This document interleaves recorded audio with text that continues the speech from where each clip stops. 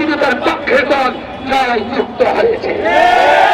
আমাদের প্রধানমন্ত্রী একজন মুসলিম, আমাদের সাবেক মরহুম দেশনেত্রী খালেদা জিয়া একজন মুসলিম, আমরা মুসলিম পরিবারের সদস্য। রহমান এখন বাংলাদেশের প্রধানমন্ত্রী, তিনি কোন একক দলের প্রধানমন্ত্রী হবেন। আমরা আশা করি তিনি আজকে সংসদে ব্যাংকিং যে অবৈধ রেগুলেশন তৈরি করেছে সেটি বাতিল করে দিয়ে এই হাজার হাজার ব্যাংকারকে আবার তাদের চাকরিস্থলে আমরা মাননীয় প্রধানমন্ত্রীর সদয় দৃষ্টি আকর্ষণ করছি, আমরা মাননীয় গভর্নর মহোদয় দৃষ্টি আকর্ষণ করছি। আমরা জানি আমাদের প্রিয় অর্থমন্ত্রী, আমাদের প্রিয় গভর্নর মহোদয় একজন নৈতিক লোক, তারা ইনসাফ করতে জানে, তারা ইনসাফ করে বাংলাদেশের অর্থমন্ত্রী। আমাদের বর্তমান গভর্নর মহোদয় ইনসাফের বাংলাদেশের বাংলাদেশ ব্যাংকের গভর্নর, আমরা তাকে স্বাগত জানাই, সুস্বাগত।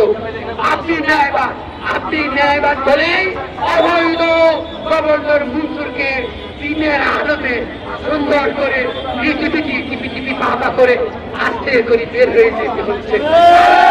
গণতান্ত্রিক বাংলাদেশে অবৈধ গভর্নর থাকতে পারে না। আপনারা যারা মত সৃষ্টি করেছেন, মত সৃষ্টি করে আমাদের উপর জুলুম করছেন, আপনাদেরকে আমাদের জুলুম করতে দেওয়া হবে না। আর জনতা লেগেছে শুধু এখানে 15,000-এর মতো ব্যাংকের পরিমাণ লোক, এই ঢাকা শহরের আপামর জনসাধারণ আমাদের কাতারে দাঁড়িয়েছে। মাননীয় গভর্নর, আমরা জানি আপনার অন্তর অনেক বড় সাগরের মতো, সেই সাগরের মতো অন্তরে আমাদেরকে একটু করে জায়গা দিবেন। আমরা ইনসাফ চাই, ইনসাফের বাংলাদেশের নাগরিক, আপনি ইনসাফের বাংলাদেশের ব্যাংকের গভর্নর।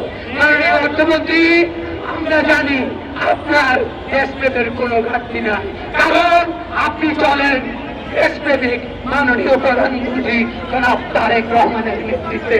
জনাব তারেক রহমান বলেছেন, তিনি বাংলাদেশে এসেই বলেছেন তিনি প্রিয় নবী হযরত মুহাম্মদ সাল্লাল্লাহু আলাইহি সাল্লামের আদর্শকে ধারণ করবেন। আমরা জানি আজকের এই মন্ত্রিসভা প্রিয় নবী আদর্শকে নিশ্চয় ধারণ করেছে। সেই আদর্শের দাবি রেখে বলছি, মহানবীর আদর্শের দাবি রেখে অনুরোধ করছি, আপনারা এই মজলুম ব্যাংকারদের দিকে তাকান। কত হাজার হাজার ব্যাংকার এই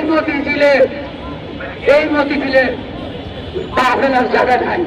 হাজার হাজার ব্যাংকারদের অন্তর কাটছে, মদ কাটছে, চোখ কাটছে, কিন্তু তারা কাটতে কাটতে এতটাই টায়ার, এখন আর চোখের জল নাই। আমরা এই চোখের জলের দোহাই দিয়ে বলছি, মাননীয় প্রধানমন্ত্রী, আপনি আজকে সংসদে অবৈধ রেজুলেশনকে অবৈধ করে বিল করলেন।